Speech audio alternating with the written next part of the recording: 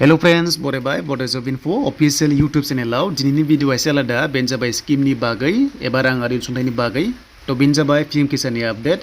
दा लोगोफोर इनस्टलमेन्ट माब्ला हाबगोन एबा बबे मान्थआव हाबो सो बेनिसो आपडेट लाबोदों जाहाथे नोंथांमोना क्लियार खालामो एबा बुजियो दा जायफ्रा बेनिफिशियारि गोबां नेगासिनो दङ मानोना नोंथांमोननि मोननो गोनां रां बेनो जाबाय राङारि अनसुंथाइ सरकारनि दा बेयाव आधार कार्ड लिंक खालामगासिनो दङ पोस्ट अफिसाव सो बेनिसो मानो देन बेनिसोबो आपडेट दङ दा जिखिजाया लोगोफोर जों थांबाय अफिसियेल वेबसाइटआव आरो बेनिफ्राय बेनिफिशियारि स्टेटास नायनोबा सो बे निउ अपसन मोनदों बेयाव क्लिक खालामबानो नोंथांमोना गाव गावनि स्टेटासखौ नायनानै लानो हायो जे एक्टिभ दं एबा गैया तो जायना एक्टिभ दङ नोंथांमोनाहाय लिंक जादोंबा सो नोंथांमोननि एकाउन्टआव राङा हाबगोन मानोना दानि जुगाव आधार कार्डजों बेंक एकाउन्टजों लिंक जाथारनांगौ अब्लासो दानिया बांसिन गभर्नमेन्टनि माखासे राङारि अनसुंथाइखौहाय मोननो हायो दा जों 2022-23 आव नायोब्ला फाइनान्शियेल इयाराव नायोब्ला अके बे जाबाय सिगांनिया दङ बोखाराखै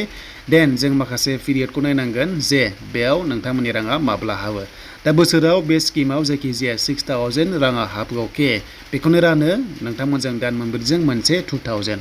डिसेम्बरनिफ्राय मार्चनि गेजेराव खनसे हाबो आगस्तनिफ्राय नभेम्बराव खनसे हाबो आरो दायो एप्रिलनिफ्राय जुलाइनि गेजेराव नोंथांमोनाहाय मोनगोन मोनसे दा एप्रिलाव मोनदोंमोन मोनसे देन नोंथांमोना जुलाइ दाननि सिगां नोंथांमोना 2000 रांखौ मोनसिगोन एबा दिनै 15 जुन बेनि गेजेराव नोंथांमोना 10 डेजनि गेजेराव एबा स' नोंथांमोना जुलाइनि गेजेरावनो नोंथांमोननि एकाउन्टआव राङा हाबनाय जासिगोन अके बेनो जाबाय 2000 दा नोंथांमोना मिथिबाय जुननिफ्राय जुलाइनि गेजेराव राङा हाबसिगोन मानोना स' खायसे मोननो गोनां दङ इनस्टलमेन्ट खायसे 13 मोनाखै खायसे मोनबाय आरो 14 मोनथ'वाखै जेब्ला नोंथांमोना मोनो अब्ला स' नोंथांमोनाव मेसेज थांखागोन थ' नोंथांमोनावहाय मेसेज थांगोन आरो स' नोंथांमोननि राङा जायखिजाया जुलाइ दाननि सिगांनो स' नोंथांमोननि एकाउन्टआव हाबनाय जागोन दा बे स्किमा जाबाय नोंथांमोननि आबादारिफोरनि थाखाय बोसोराव 6000 होनाय जायो अके बे जाबाय सेन्ट्रेल गभर्नमेन्टनि स्किम जेराव नोंथांमोना PM किसान मिथिगौ प्रधान मन्त्रि स' बिनि आन्दाराव बेखौ लन्च खालामदोंमोन अके आरो दासान्दि पोस्ट अफिसाव आधार कार्ड लिंक खालामगासिनो दङ बेंक एकाउन्टजों बेनो जाबाय माखासे जायनो बेनिफिशियारि बिथांमोना बेंक एकाउन्टजों आधार कार्ड गैयामोन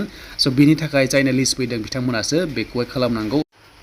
बेनिफ्राय जायफ्रा लिंक दंखायो स' नोंथांमोना खालामनांगौनि गोनांथि गैया जेब्ला गभर्नमेन्टआ फैसाखौ सोगोन एबा रिलिज खालामगोन अब्लानो नोंथांमोननि राङा एकाउन्टआव हाबनाय जागोन दा बेनोमोन आरो PM किसाननि माखासे डिटेल्सखौ बुजिबाय जायखिजाया दान मोनब्रैजों मोनसे सोयो बेखायनो जुलाइ दाननि सिगां नोंथांमोननि एकाउन्टआवहाय नैबे 2000 राङा हाबनाय जागोन स' बेनोमोन नोंथांमोननि दिनैनि लेटेस्ट आपडेट